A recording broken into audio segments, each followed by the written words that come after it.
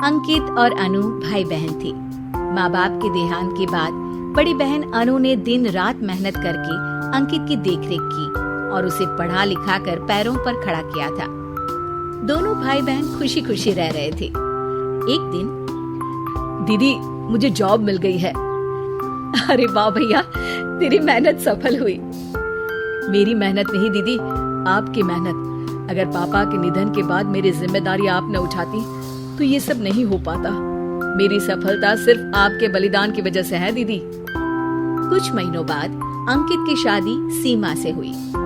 सीमा बड़े ही चालाकी से अनु से मीठा मीठा बोलकर घर का सारा काम करवा लेती थी और खुद अंकित के साथ घुमा फिरा करती थी। वैसे तो वो सिर्फ खाना बनाने का काम ही घर में करती थी, लेकिन अब उसे उससे भी छुटकारा चाहिए था। इसीलिए एक दिन, दीदी मेरे हाथ का खाना अंकित को पसंद नहीं आता, क्या आप खाना बना दोगी प्लीज? अरे हाँ, ये भी कोई कहने की बात है, जरूर।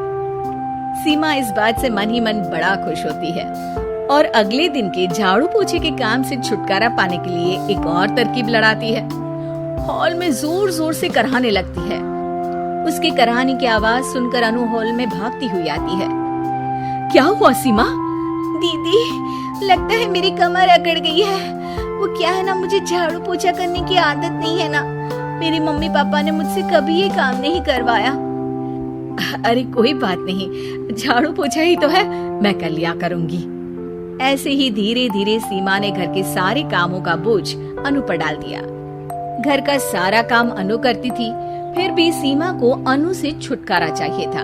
इसलिए एक दिन वो अंकित के ऑफिस से लौटने से ठीक पहले ढेर सारे कपड़े लेकर धोने का नाटक करने बैठ जाती है। अरे सीमा, इतने कपड़े? अब क्या करूं, अकेली पड़ जाती हूँ।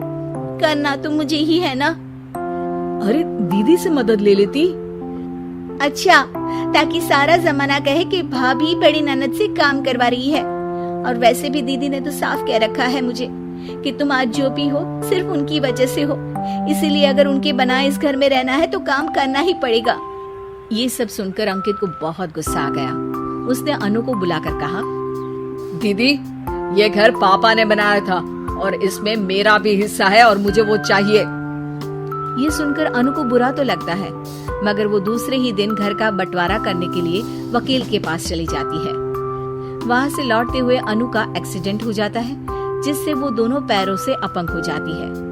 अब मजबूरन उसकी पूरी देखरेख सीमा को करनी पड़ती है। एक दिन सारे कामों से थककर सीमा अंकित से कहती है, अजी सुनते हो, अब मुझसे तुम्हारी ये बहन की सेवा ना होगी। अगर कल तक तुम इसका बंदोबस्त नहीं करते तो मैं घर छोड़कर चली जाऊंगी। अरे ये कैसी बातें कर रही हो? इस हालत में वो कहाँ जाएंगी? मैं कुछ नहीं जानती, बस कल ये इस घर में मुझे दिखनी नहीं चाहिए।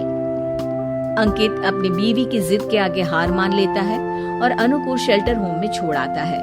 3 महीने बाद, अजी सुनते हो, ये आपके लिए एक पार्सल आया है, ये लीजिए। अरे इसमें तो घड़ी है और एक चिट्ठी भी है। दिखाइए तो। अरे वाह, बड़ी ही सुंदर घड़ी है, लेकिन ये आपको भेजी किसने?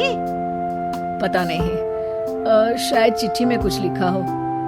आशा करती हूँ ये घड़ी तुम्हें पसंद आएगी। रक्षाबंधन की बहुत शुभकामनाएं, तुम्हारी दीदी अनु। चिट्ठी पढ़कर अंकित की आंखें भर आती है। मैं दीदी को लेने जा रहा हूँ सीमा। अरे घड़ी भेज तो दी उन्होंने, अब क्यों जाना उनके पास?